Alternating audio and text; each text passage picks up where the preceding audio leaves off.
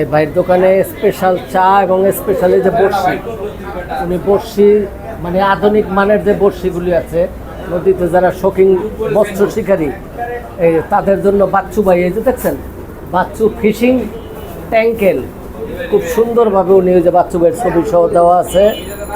আজকের ভিডিওটি করলাম বাচ্চু ভাইয়ের জন্য।